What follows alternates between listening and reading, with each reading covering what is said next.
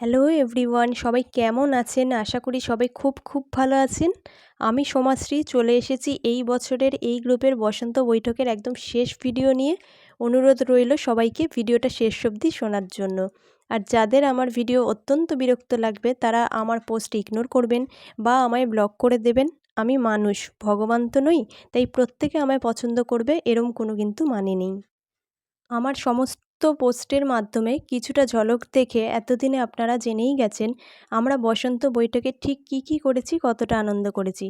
কিন্তু যেই জিনিসগুলো দেখেননি আজ সেইগুলো শোনানোর পালা। আমাদের বসন্ত বৈঠক হয়েছিল 8ই মার্চ আন্তর্জাতিক নারী দিবসের দিন। আর এই দিন ওখানে গিয়ে যেই মানুষটাকে আমি দেখলাম তিনি হলেন এই গ্রুপের অ্যাডমিন জিশানদা। আমরা ফটো তোলার কারণে মাঠের একদম শেষ প্রান্তে চলে গিয়েছিলাম, কিন্তু এই অ্যাডমিন দাদা আপনাদের সবার প্রিয় পছন্দের জিশানদা অত রোদে গরমে পুড়ে মাঠের শেষ প্রান্তে এসে আমাদেরকে বলেন, এই তোমরা ডেয়ারি মিল্ক পাওনি, নাও নাও ধরো, এরপর শেষ হয়ে গেলে কিন্তু আর পাবে না।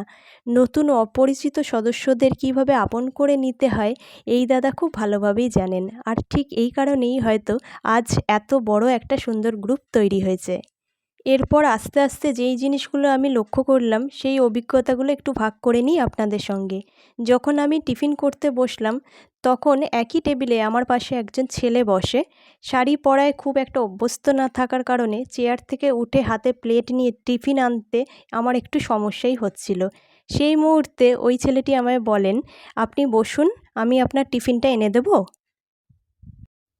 এরপর আরও একটা জিনিস লক্ষ্য করলাম, কোনো মেয়ে যখন ওয়াশরুমে যাচ্ছে তখন বেশ কিছু ছেলে ওয়াশরুমের বাইরে পাহারা দিচ্ছে যাতে সেই মেয়েটি কোনো প্রবলেমে না পড়ে, অথচ কেউ কাউকে চেনেই না। এটাও দেখলাম অনেক ছেলে সবার জলের বোতল ভরে দিচ্ছে। অনেক ছেলে দেখলাম মেয়েরা যাতে আগে খেতে বসতে পারে তার জন্য নিজের চেয়ার ছেড়ে দিয়ে মেয়েটিকে বসতে দিয়ে তারা প্লেট হাতে করে নিয়ে দাঁড়িয়ে খাচ্ছে। গ্রুপের একজন মেয়ে নাচ করতে করতে হঠাৎ অসুস্থ হয়ে পড়ে, তার সঙ্গেই আমরা ট্রেনে উঠি বাড়ি ফেরার পথে। যতক্ষণ না সেই মেয়েটি তার গন্তব্যস্থলে পৌঁছাচ্ছে আমাদের সঙ্গে আগত প্রতিটা ছেলে তাকে চোখে চোখে রেখেছে যাতে আবার সেই মেয়েটি অজ্ঞান না হয়ে যায়। আমাদের সঙ্গে আগত প্রতিটা ছেলে আগে খেয়াল রাখছে ট্রেনের মধ্যে কখন কোন সিটটা খালি হচ্ছে, নিজেরা দাঁড়িয়ে থেকে মেয়েদেরকে বসার জায়গা করে দিচ্ছে। এইবার বলি গ্রুপের ভলেন্টিয়ার এবং মডারেটরদের কথায়। গেট থেকে এন্ট্রি নেওয়ার সময় তাদের প্রত্যেকের একগাল হাসিতে ওয়েলকাম করার যে অসীম ক্ষমতা সত্যিই প্রশংসনীয়। নতুনদের জন্য এটা একটা সাহসের জায়গা, ভরসার জায়গা। প্রতিটা মুহূর্তে ভলেন্টিয়াররা, মডারেটররা সবার সঙ্গে আলাপ করছেন, আনন্দ, নাচ, মজা, ফটো তোলা সবই করছেন।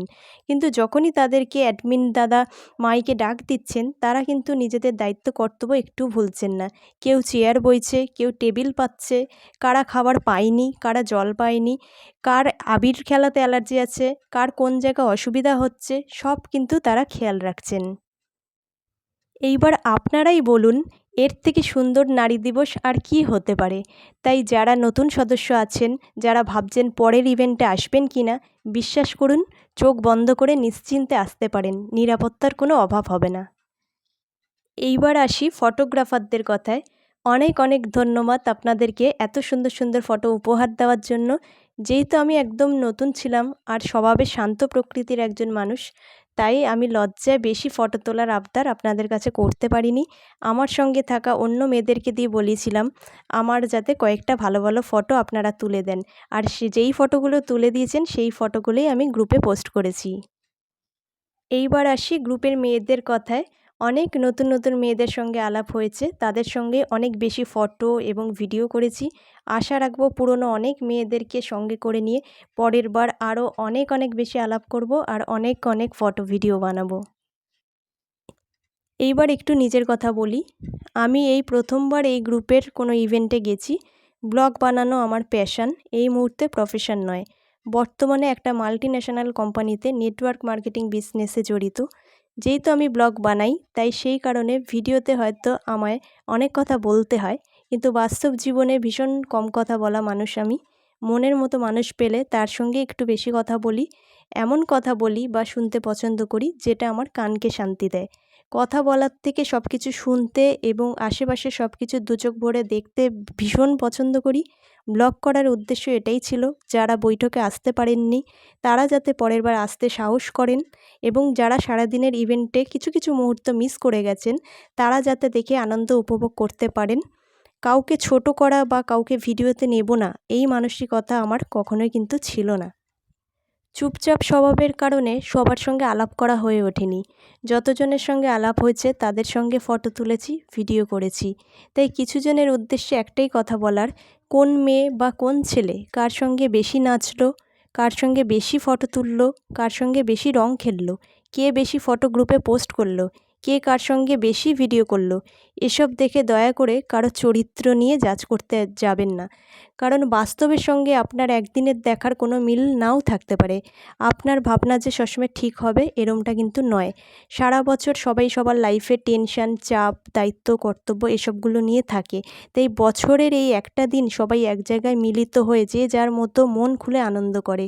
এই অধিকারটা কেউ কারোর থেকে দয়া করে কেড়ে নেবেন না। এইবার আসি সর্বশেষ এবং ভীষণ গুরুত্বপূর্ণ কথায়। এই গ্রুপের ইভেন্ট থেকে অনেকেই নিজের লাইফ পার্টনার চয়েস করেন, কিন্তু আমি বলি কি, তাড়াহুড়ো না করে কে কতটা সুন্দর দেখতে, কে কেমন সেজে এসেছে, কার সঙ্গে কাকে ফটোয় ভালোই মানায়, এসবগুলো না দেখে যাকে পাশে নিয়ে সারা জীবন চলার কথা ভাবছেন তার সঙ্গে আপনার আত্মার কতটা আত্মিক সম্পর্ক হচ্ছে সেটা একটু বিচার করে দেখবেন।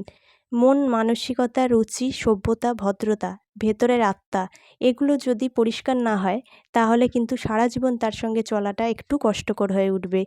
পরিচয়, বন্ধুত্ব, সম্পর্ক, বিয়ে, এই চারটে জিনিসকে একসঙ্গে গুলিয়ে ফেললে কিন্তু চলবে না। কোথায় কখন কোন জায়গায় মাত্রা রাখতে হবে আর কোন জায়গায় ইতি টানতে হবে সেই জিনিসটা কিন্তু ভালো করে জানতে হবে।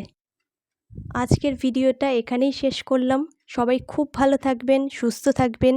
আগামী জীবনের জন্য আপনাদের সবাইকে অনেক অনেক শুভেচ্ছা। ভগবান যদি আমাকে আগামী দিনে শারীরিকভাবে এবং মানসিকভাবে সুস্থ রাখেন তাহলে আপনাদের সঙ্গে দেখা হবে আবার পরের কোনো ইভেন্টে। ততদিনে প্রেমে থাকুন, ফ্রেমে থাকুন, ক্রাশে থাকুন এবং বাঁশে থাকুন।